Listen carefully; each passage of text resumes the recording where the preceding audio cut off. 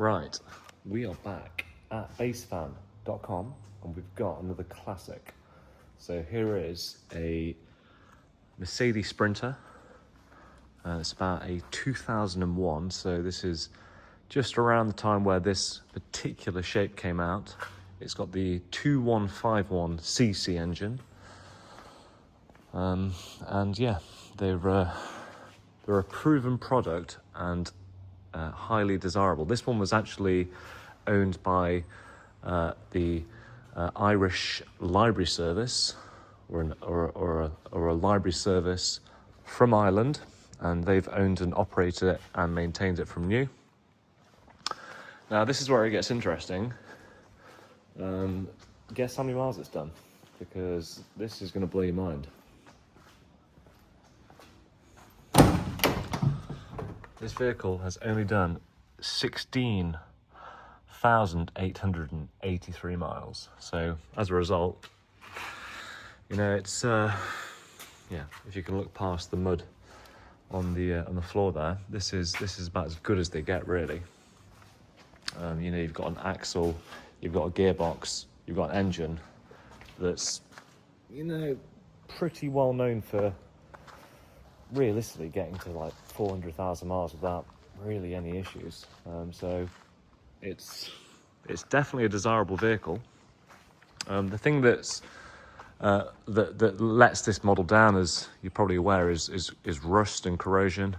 But this hasn't been undersealed. It's still original, but you can just get a really good idea of what it's like. It's got a spare wheel just there. And, you know, arches and bits and bobs. Yeah, don't get me wrong, there's a few areas where it's starting to show. But really, nothing more than a bit of paintwork that's required.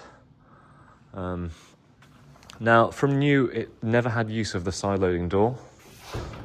This was all blocked off for presumably some sort of shelf or something that went here. They obviously took access from the rear of the vehicle.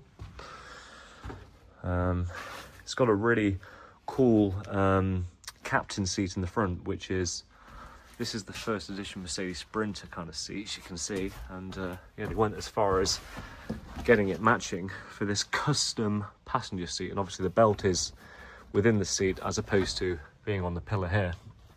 Whilst we're on the pillar, we've got an air dispatcher diesel heater.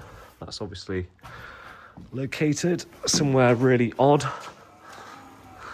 which is just here. Check out the specs. 4 kilowatt, do the job.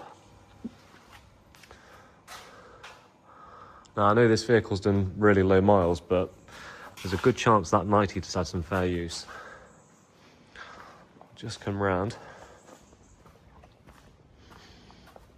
So we've had to put new brakes on the van. We've put new tyres on the vehicle.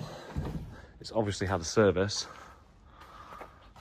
But at the minute, believe it or not, it is in limp mode. And we've spent a lot of time trying to diagnose this vehicle and get it sorted. And it's been to various places, because actually this vehicle has been returned to us by a customer. It was fixed in January or February. They've done 3,000 or 4,000 miles in it, and it's gone wrong again. So it's back with us.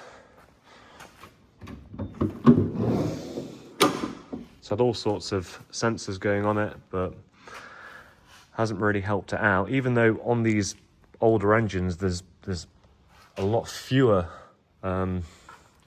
sensors than on the modern vehicles. But we think that it's probably going to be a wiring issue, and hopefully we're going to get to the bottom of that tomorrow. Just check out that bonnet. I mean, yeah, if it had the 5-cylinder 2.7, like what's on the back of that over there, which by the way has done 43,000 miles and has taken, I think it's 70 hours to remove the rot and weld it up. So that's going to be a bit of an interesting project to see if there's any margin in it at the end. But yeah, that's a 2.7 fully automatic ex-Border Force. Our senior mechanic, Mr. Bagshaw, has got one of those vehicles. He's been running it, and he actually bought it off us a couple of years ago. He's a huge fan. But anyway, I'm digressing. This has got the 4-cylinder in it, which is okay. It's not going to win any races, but you know, at the end of the day, what are you looking for? You want something that you can build in the back of that's going to be reliable, relatively easy to fix, and something you can get the parts for. And you know, something like this really ticks all of those boxes.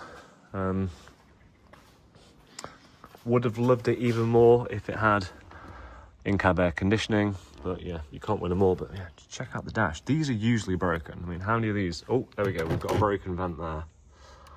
Okay. That really lets it down, you know. That really does let it down, but hey.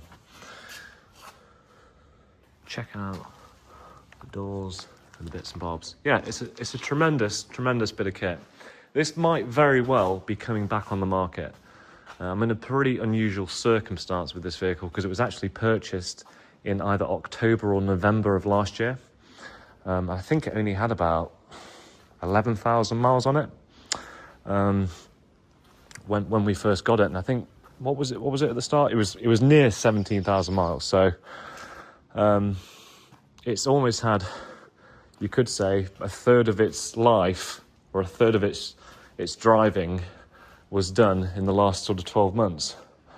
But yeah, the current owner is really losing his patience. It's let him down a couple of times now. And yeah, we've been pretty baffled with it.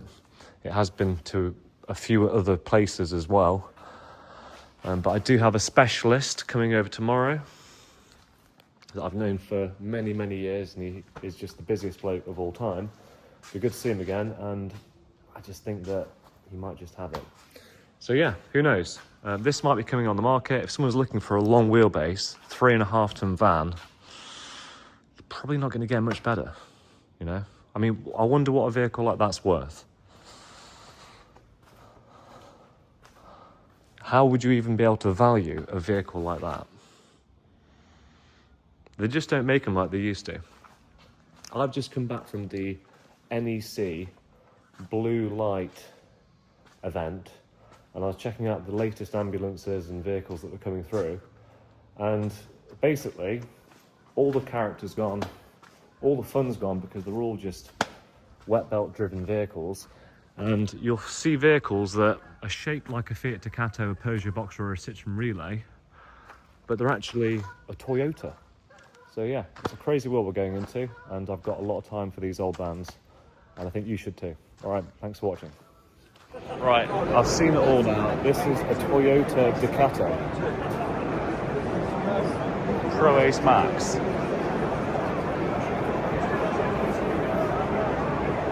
This is a Toyota Pro Ace Max. Ridiculous. Are you fucking serious? Yeah, too right.